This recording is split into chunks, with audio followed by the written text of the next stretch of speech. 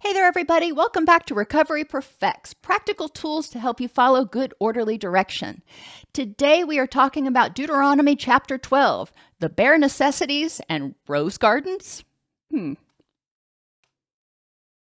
These are the decrees and laws you must be careful to follow in the land that the Lord your God of your ancestors has given you to possess, as long as you live in the land. Okay, so again, it's just restating, and Deuteronomy does a lot of restating. You got to follow good, orderly direction, or crap's going to hit the fan.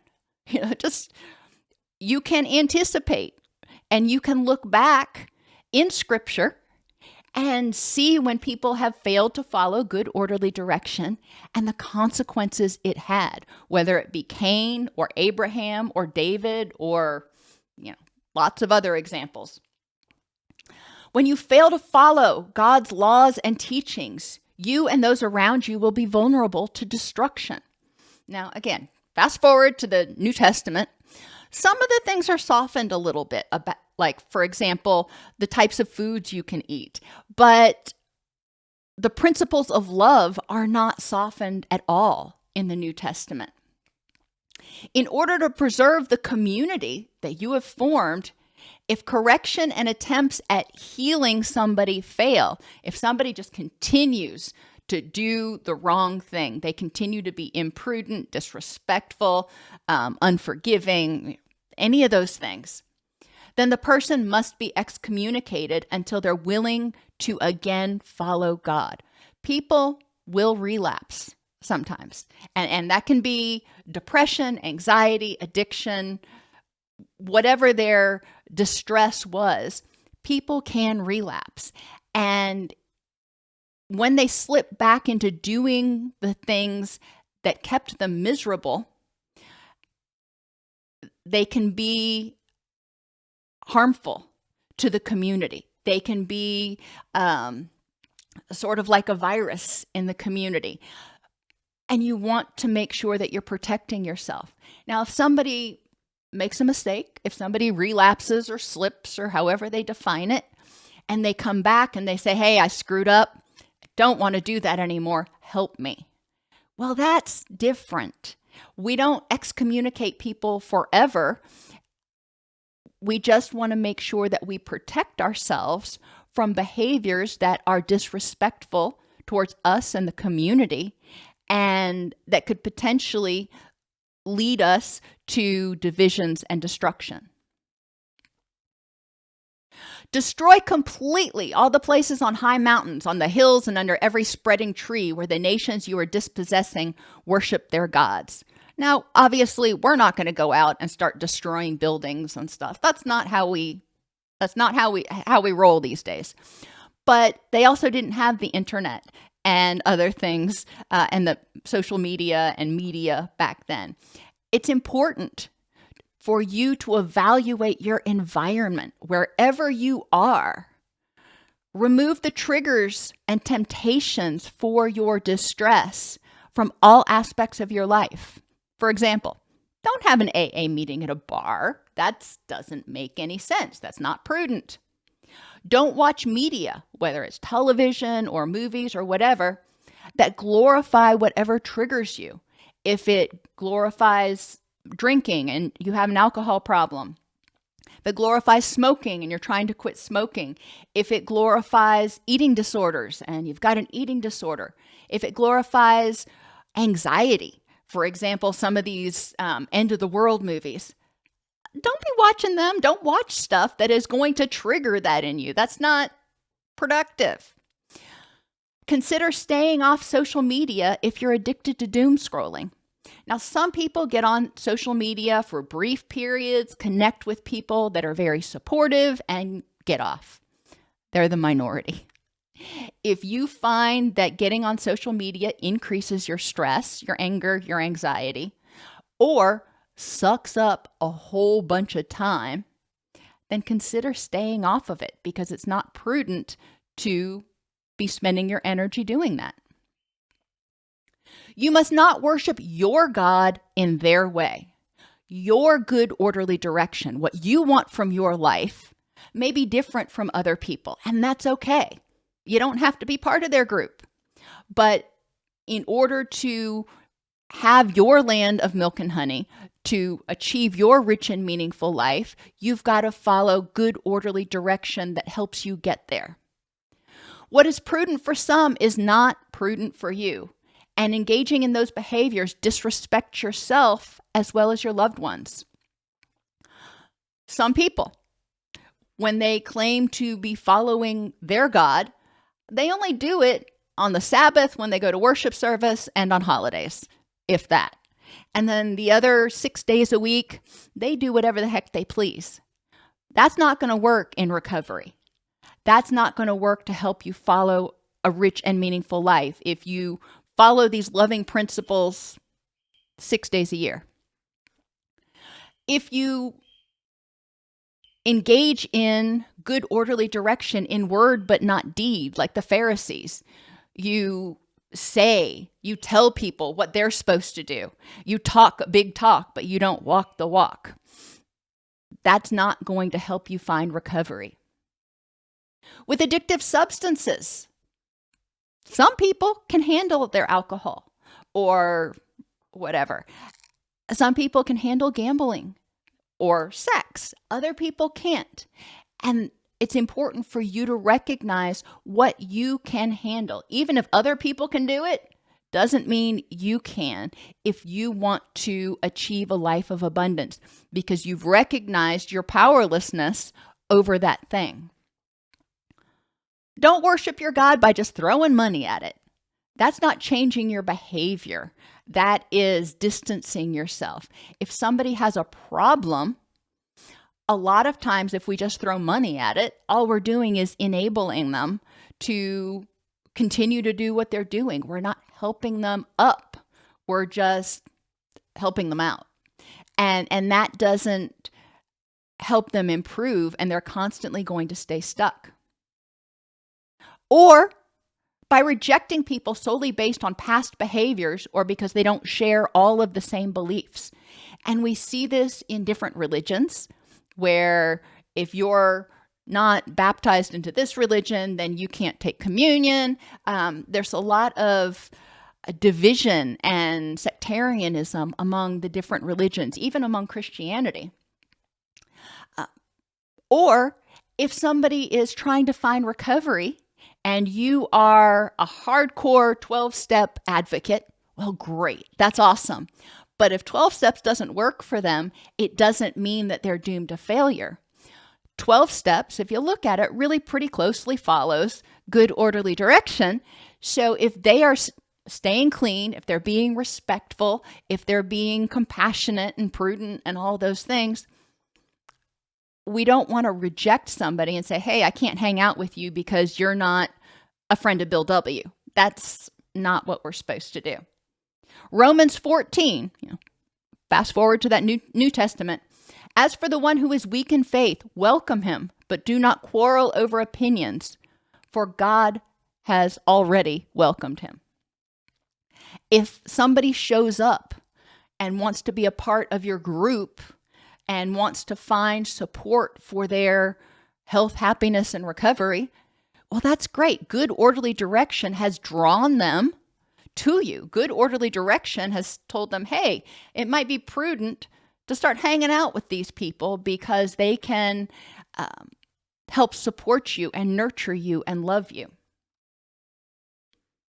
But you are to seek the place or the community the Lord God will choose from among all your tribes for his dwelling. Not everybody's place or community works. Like I said, sometimes you got Celebrate Recovery, you've got the church, you've got Recovery Perfects, you've got Smart Recovery, you've got 12 Steps. Those are all slightly different communities. The community that works for you is the community where good, orderly direction will dwell for you. There, in the presence of the Lord your God, you and your family shall be fulfilled and rejoice in everything you have to put your hand to, because God has blessed you. Once you're in a community that jibes with your sense of good, orderly direction, then you will prosper in your own way.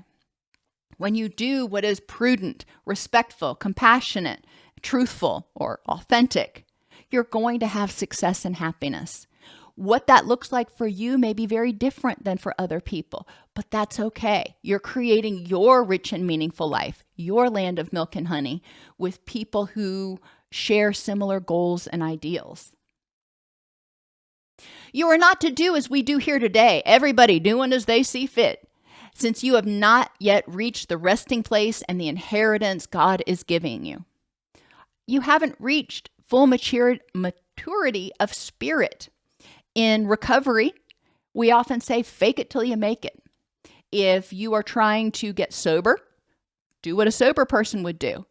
If you're trying to be more compassionate, do what a compassionate person would do.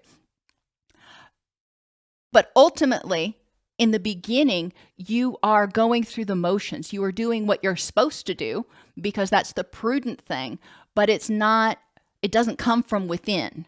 It's more you're following a manual. You're following the instruction book to help you get where you want to go. When you reach that place of recovery or your rich and meaningful life, then what you see fit will be following good, orderly direction because it will have become a part of your thinking, your life, your community. So you're not going to have to think, oh, what do I do here? It's going to be who you are. Good, orderly direction. You're going to be compassionate. You're not going to have to think, well, should I forgive this person or not? You're going to forgive them. Now remember, forgiveness doesn't mean saying, that's okay. It means saying, I love you. I don't like that behavior. I'm not going to choose to stay angry about it because that's not a good use of my energy. I'm going to learn from it so I can stay safe and move forward. When you reach this place of recovery and you have started to naturally walk that walk of good, orderly direction, that's your spiritual awakening. That's when you realize that the weight of the world has been lifted off of you. Prudence will teach us that we must give it away to keep it. We got to continually remind ourselves about what the best behaviors are, because as humans, we tend to be tempted by the flesh. We need to walk the walk and model good, orderly direction for others, even in our community. If you show up and you're compassionate, you're serving as a role model. So somebody who's having difficulty with compassion, they're trying, but they're struggling. You serve as their role model. And by being compassionate, you are bringing that to the forefront of your mind and you're making that a stronger trait within yourself. We still need fellowship to strengthen and encourage one another and prevent backsliding. It's really easy, and we'll get to the Johari window in a minute, but it's really easy to start taking little shortcuts here and there. And those are the shortcuts that lead to relapse. And we also need to remember, from a prudent standpoint of view, together we can accomplish infinitely more than we can by ourselves. With somebody's help, we can accomplish a whole lot more. And this is, Johari window is something we use in counseling. It recognizes that there are 4 types of knowledge or 4 types of information. Information that I know about me and everybody else knows about me. So that's the public knowledge. There's information that others know about me that I don't know about myself. So this is stuff that other people see that I've got blinders on about. And for a lot of people, that can be a relapse trap, which is why community is helpful, because community will come together and say, hey, Jim Bob, I've noticed lately that, and Jim Bob probably didn't realize, probably didn't see himself backsliding quite yet. Then there's the red box, what I know about me that I've kept secret. And we're only as sick as our secrets. Being respectful to ourselves means not keeping secrets. Now, it doesn't mean putting everybody on blast to the whole wide world, but it means not holding secrets inside where only we know about them, because that indicates that we've got some sort of shame about them. And then the fourth window, if you will, is what only God knows about me, what only the universe knows about me. I don't know it yet, and other people don't know it yet. It's stuff that still has to be discovered and determined. But that stuff may appear to others before I realize it, or it may appear to me and then I share it with others. But it's important to understand that there is stuff in all four of these areas that we need to pay attention to in order to prevent relapse and to move forward. The stuff that I've kept secret, remember I said we're only as sick as our secrets. A lot of times that's trauma, and that trauma keeps us feeling unsafe and powerless and broken. So we need to be able to let that out. When you've driven them out and settled in their land, and after they have been destroyed before you, be careful not to be ensnared by inquiring about their gods, saying, "How do these nations serve their gods? We will do the same." It may seem like others are having more fun or more success. The grass is always greener, as they say. Focus on your own grass. Look around. Identify what is going well for you in each piece of your life since you started following good, orderly direction. Yeah, right now we're in the beginning of what they call a crypto bull run, where they're expecting people to be able to make a whole bunch of money by investing in crypto. But a lot of these investments and a lot of the strategies people use in these investments are very risky. And yeah, they may make a lot of money, but they also may lose a whole lot of money because essentially it's just sanctioned gambling. And there are other examples of things that you may look around and go, oh my gosh, that person has it so easy and they're doing XYZ. Why don't I do that? Well, prudence. Why don't you do that?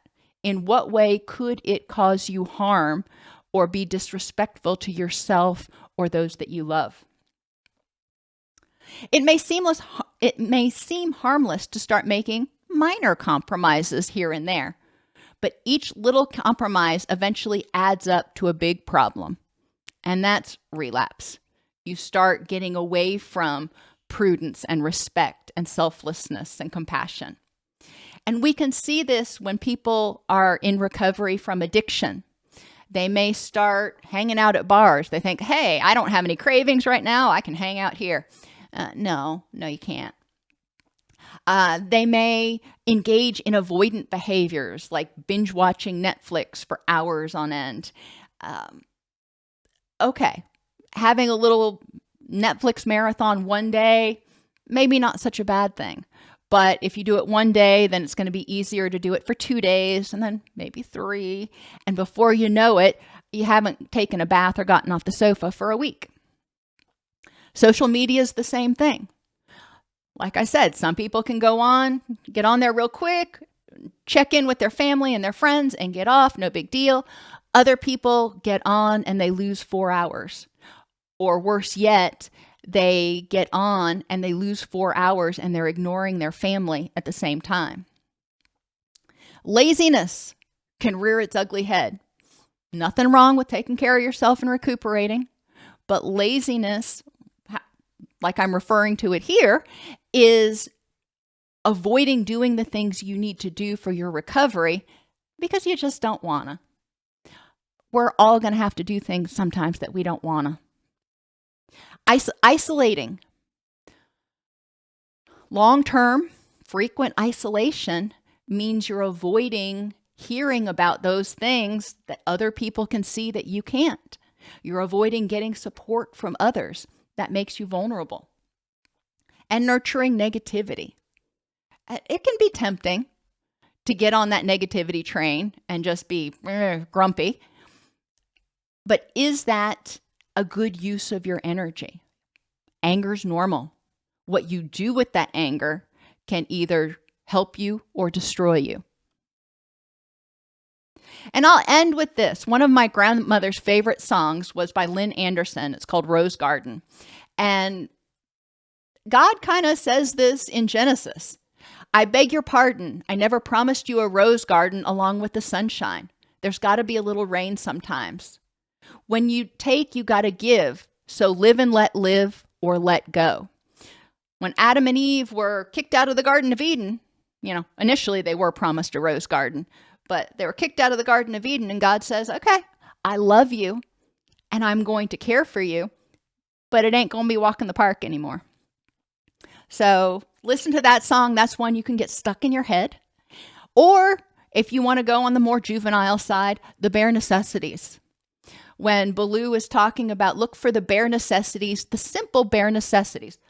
Look at the green grass. What have you got right now? You may not have a yacht or, a 747 that's your own or whatever, but do you have what you need for a rich and meaningful life? Do you have what's important to you? Forget about your worries and your strife. Today is sufficient for its own evil. Don't sit there and fret on things. It's important if you get angry or anxious, do something about it. I mean, the bare necessities, old Mother Nature's recipes that bring the bare necessities of life. When you are following good, orderly direction, old Mother Nature's recipe, you will be able to get your basic needs met.